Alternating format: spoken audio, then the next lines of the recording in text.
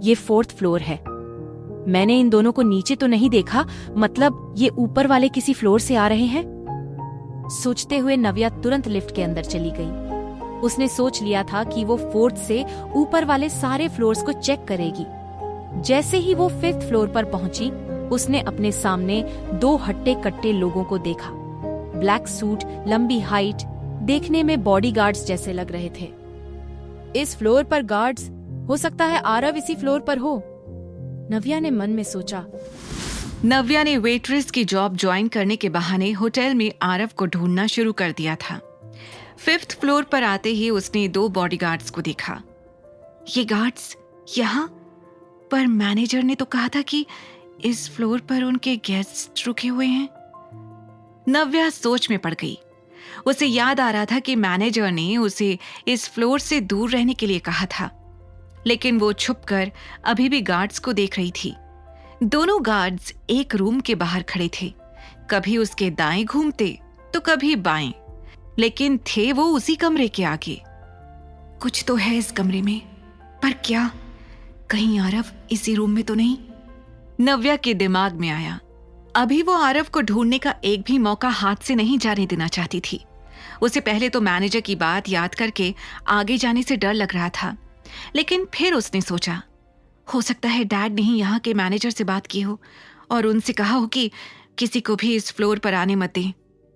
शायद डैड ने ही यहाँ पर गार्ड्स भी लगाए हों ताकि कोई आरव तक पहुंच ही ना पाए। मुझे एक बार तो इस कमरे के अंदर जाकर देखना ही होगा। अगले ही पल उसने डिसाइड किया कि वो कैसे भी करके उस कमरे के अंदर जाएगी। उसे भरोसा हो गया था कि आरव उसी कमरे के अंदर है। पर अगला सवाल ये था कि कैसे? इन 2 हट्टे कट्टे गार्ड्स के बीच से कैसे जा पाएगी वो उस रूम के अंदर? तभी उसे एक हाउसकीपिंग वाला नजर आया, जिसके हाथ में खाने की ट्रॉली थी और वो उसी कमरे की तरफ जा रहा था जहां गार्ड्स खड़े हुए थे। नव्या तेजी से उसके पास गई और उसने कहा, हाय, ये मुझे दे दो, मैं ले जाती हूँ इस रूम में। You look so tired. उसकी ये बात सुनकर हाउसकीपिंग स्टाफ मेंबर हैरान हो गया। उसने नव्या को पहले इस होटल में कभी नहीं देखा था। उसने सर से लेकर पैर तक उसे ध्यान से देखते हुए पूछा, तुम कौन हो? मैंने आज ही ज्वाइन किया है ये होटल, इसलिए शायद तुमने मुझे देखा ही नहीं होगा। वैसे भी इतना बड़ा होटल है और इतने सारे एम्प्लॉइज, लोग कैसे ही पहचानेंगे एक दूसरे को? नव्या ने हड़बड़ा कर कहा। उस स्टाफ मेंबर को नव्या की बातें थोड़ी अजीब लग रही थी, लेकिन नव्या की यूनिफॉर्म यही कह रही थी कि वो इसी होटल का स्टाफ है। इससे पहले कि वो नव्या पर शक करता, नव्या ने उसके हाथ से फूड ट्रॉली ले ली। ये मुझे दे दो, मैं हैंडल कर लूंगी, तुम ना जाकर रेस्ट करो। वैसे भी तुम्हारे चेहरे से ऐसा लग रहा है जैसे तुमने पिछले कुछ दिनों से ठीक से रेस्ट नहीं किया है, नव्या ने झूठ बोलते हुए कहा। उसके जाते ही नव्या ने गहरी सांस ली और गार्ड्स वाले रूम की तरफ बढ़ने लग गई।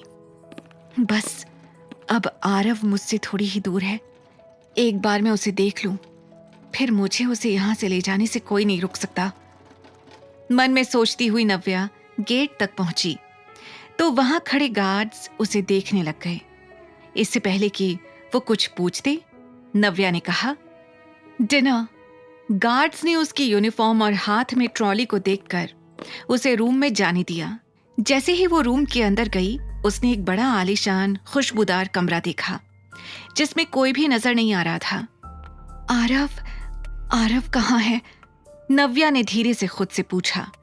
उसने खाने की ट्रॉली वहीं पर छोड़ी और कमरे के हर एक कोने में आरव को ढूंढने लग गई। पर उसी वक्त उसे रियलाइज हो गया कि इस कमरे में कोई भी नहीं है। ये कैसे हो सकता है? जब ये कमरा खाली है तो बाहर खड़े वो गार्ड्स खाली कमरे की पहरेदारी कर रहे हैं। वो मन ही मन सोच रही थी। उसे लग रहा था कि कहीं ये भी आरव को छुपाने के लिए उसके डैड की तरफ से कोई चालाकी तो नहीं। तभी अचानक उसके कानों में पानी की आवाज आई। उसने पलट कर देखा तो उसके ठीक पीछे बाथरूम था, जिसका दरवाजा हल्का पारदर्शी था। उसने देखा कि एक लंबा और गोरा आदमी बाथरूम के अंदर शावर से नहा रहा था। ये नजारा देखते ही नव्या पीछे पलट गई। ओ तेरी, ये मैं कहाँ आ गई? ये तो किसी और का कमरा है। अंदर बाथरूम में जो नहा रहा था उसे बाहर हो रही हलचल की आवाज सुनाई दे गई थी। उसने तुरंत शावर बंद किया। शावर बंद करते ही कमरे में और भी ज्यादा सन्नाटा छा गया था। ये बाहर किस तरह की आवाज हो रही है? मेरे कमरे में कौन है?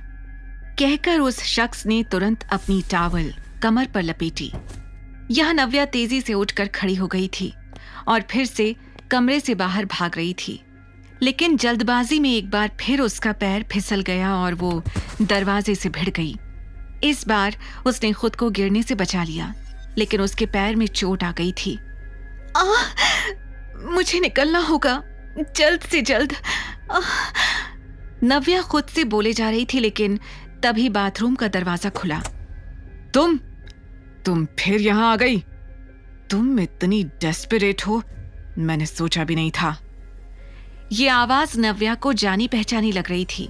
आगे की कहानी जानने के लिए देखें अगला एपिसोड सिर्फ पॉकेट FM के YouTube चैनल पर, और द रिटर्न के सारे एपिसोड्स को सुनने के लिए डिस्क्रिप्शन में दी लिंक से डाउनलोड करें पॉकेट FM ऐप।